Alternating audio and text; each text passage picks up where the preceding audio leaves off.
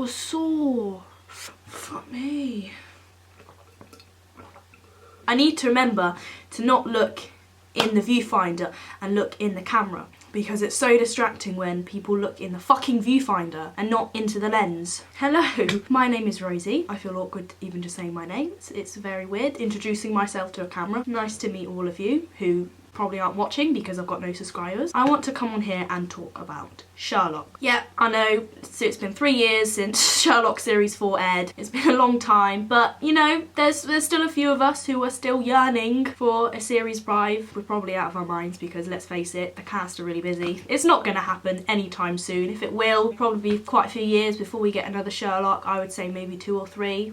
It's a tough time for the Sherlock fandom, but some of us are still here. But if by some incredible miracle they decide to do another series, I've been thinking about some of the things I'd like to see from Series 5. So let's just jump straight into it. I feel so awkward. I always talk to myself at home, and then suddenly when you turn on the camera, it's like, At the end of Series 5, we saw John struggling with how he managed to raise his baby daughter Rosie after his wife Mary Morstan's death. There's a heartwarming scene with John and Sherlock where they're playing with Rosie. It's suggesting that they're both going to be raising her together. I'd like to see Series 5 set in real life, be it whenever the next series airs. If it does, I would like to see it set in how many years it's been since Series 4. I don't want to see him jumping back in straight away because it feels a little bit out of touch with reality. So about the point where, you know, Rosie's probably a toddler going off to school or nursery, whichever one it is. Maybe one day she's going to school and Sherlock and John fight over who makes her lunch that day, who sandwiches a cut neater, if she should have an apple or a pear, a milk carton or an orange carton. Maybe John gets his job back at the doctor's surgery and has to work late one evening, so Sherlock has to pick Rosie up from school and he's helping her do her homework, and then John comes home and they have a big argument because Rosie sat in the middle of the floor surrounded by gruesome pictures from old case files that they've solved, and Sherlock's there insisting that Rosie wanted to see them because, you know, she's grown into a little detective sleuth of her own. I can see the scene being filmed as like a time lapse of Sherlock passing a picture to Rosie, and like every time the camera cuts to Rosie's face,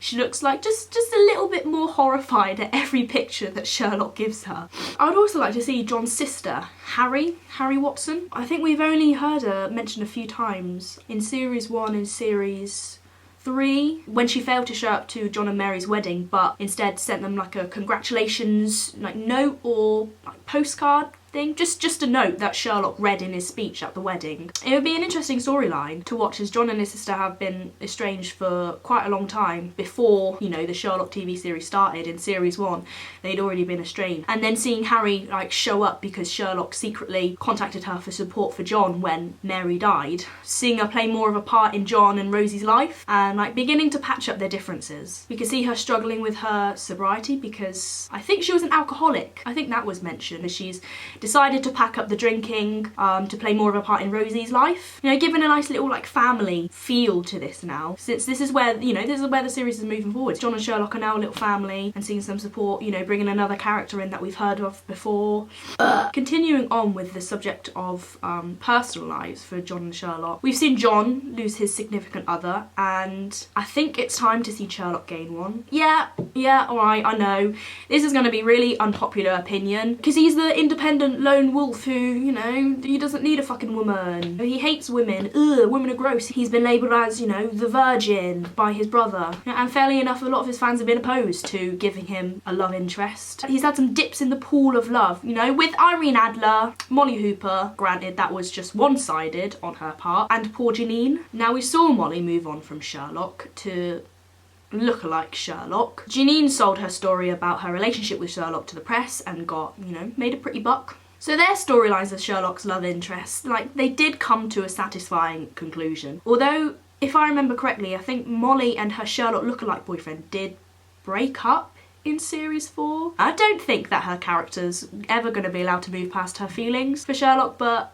oh, dear God, I hope in the next series they don't just put her right back where she was in like Series 1. It's just boring now, you know, Molly's in love with Sherlock, she'll do whatever he wants. I'm getting sick of it. I would really like to see Molly move on with somebody, actually move on, not just get another boyfriend who's a Sherlock lookalike, actually move on and find somebody else. Oh, my legs.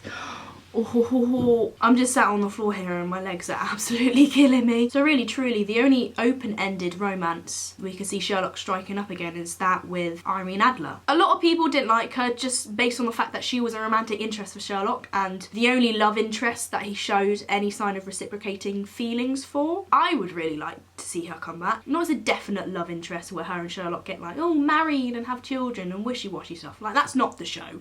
That's not gonna happen. So no, obviously not.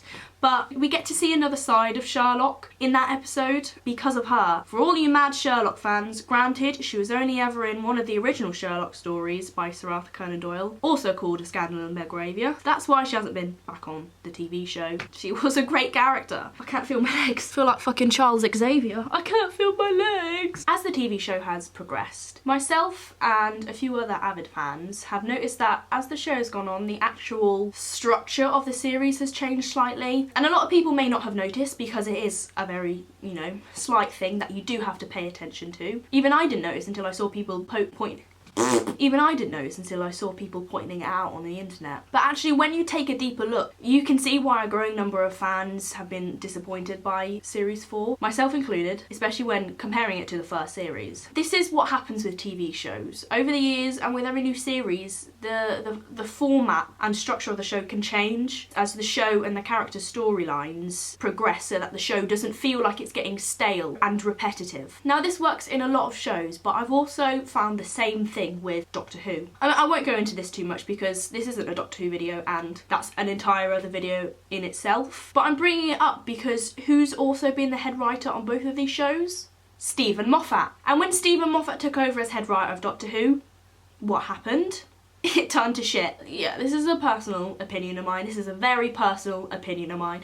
And I know that not a lot of people are going to agree with it, but that's just how I feel when watching Doctor Who. I truly believe that the failure of Doctor Who was because of Stephen. He's not a head writer on the show anymore. I don't think he has anything to do with that show anymore. I think he writes the occasional episode, but when Doctor Who started to decline in the first place, I fully believe that it was because of Stephen Moffat. His episodes were ridiculous, confusing, completely complex, and completely different to all of the previous series of Doctor Who. I feel like this is what's happening with Sherlock. It's not happening as badly or as quickly as we have good old Mark Gatiss, who is a fabulous writer. He's managed to keep Moffat from writing Sherlock into the shit. In the first and second series of Sherlock, the structure was composed of 3 episodes with separate storylines. The main plot of the episode being the case that they were working on. Once solved, the case would reveal the subplot of the episode, which would overall tie all 3 episodes together and was fully exposed in the series finale as the final problem to be solved, which in the first and second series was Jim Moriarty. He was the mastermind behind the cases solved every episode and who inherently had to be stopped by John and Sherlock.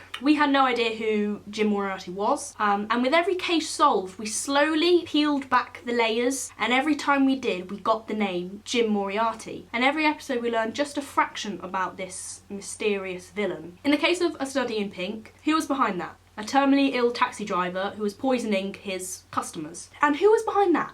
Jim Moriarty, paying him for every victim that he poisoned. The second episode, Blind Banker, who was behind that? A Chinese criminal gang called the Black Lotus. And who was behind that? Jim Moriarty. Do you see? Jim Moriarty was woven so seamlessly into the first series that with everything that was solved in an episode, there was more behind it to peel back to get to this one person. We didn't know who he was, we didn't know why he was doing this stuff until the series finale. That's why I liked it, because we were working alongside Sherlock and John. They had no idea what was going on with these cases, and they had to solve them to figure out who was doing it, why they were doing it, who this Jim Moriarty was. It was incredibly well done. Now in the fourth series, the structure has been reversed. The main plot of each of the episodes, it does still have its own separate case to be solved, but the cause behind the case being solved is too obvious. And the subplot that originally in series 2 and 3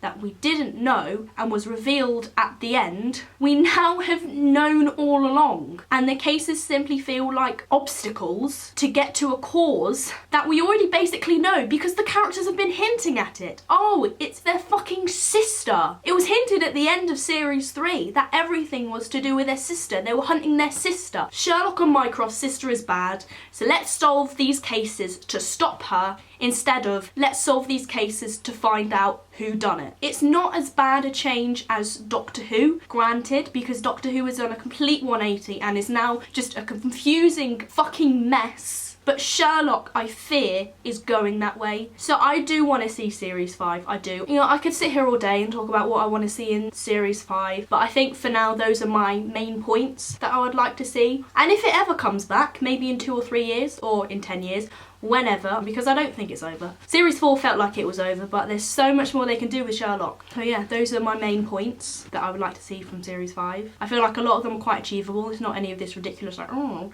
Sherlock and John get married, which we'd all like to see, but it's not going to be a reality. So these are a few of the realistic things that I would like to see in series 5. If on the off chance that anybody is actually watching this, because I have no subscribers, do you agree with anything I said? Please tell me. You know, I think there's probably a lot of stuff that I've missed as well, but those are kind of the main things. And if there's any Doctor Who fans out there who are watching this, I would quite like to do a video on the fall of Doctor Who. So if that is interesting, I might just post it on my 0 subscriber channel. Bye.